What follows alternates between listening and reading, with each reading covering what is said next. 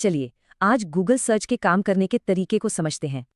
कभी सोचा है गूगल सिर्फ 0.3 सेकंड्स में किसी भी सवाल का जवाब कैसे दे देता है? तो क्या ये कोई जादू है? बिल्कुल नहीं।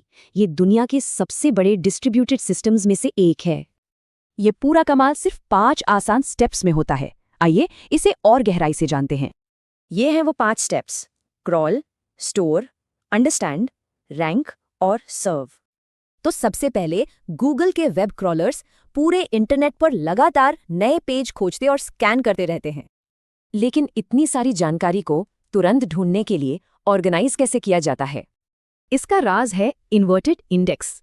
ये एक बहुत बड़ा डेटाबेस है जो कीवर्ड्स को उनकी वेब लोकेशन से जोड़ता है। ये बिल्कुल किसी किताब के इंडेक्स जैसा है, जिससे जानकारी ढूंढना अविश्वसनीय रूप से तेज हो जाता है। अच्छा, वेब इंडेक्स हो गया। अब गूगल को सर्च के पीछे का इरादा समझना होता है।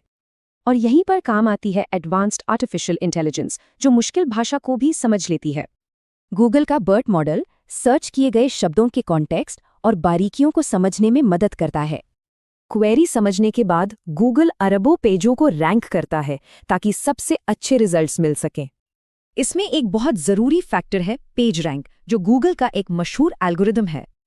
पेज रैंक ये देखता है कि किसी पेज से कितने और कौन से ज़रूरी पेज लिंक करते हैं। लेकिन पेज रैंक तो रैंकिंग के 200 से ज़्यादा सिग्नल्स में से बस एक है। दूसरे सिग्नल्स में कीवर्ड्स, साइट कितनी नई है, लोकेशन और पेज यूजेबिलिटी जैसी चीज़ें शामिल हैं।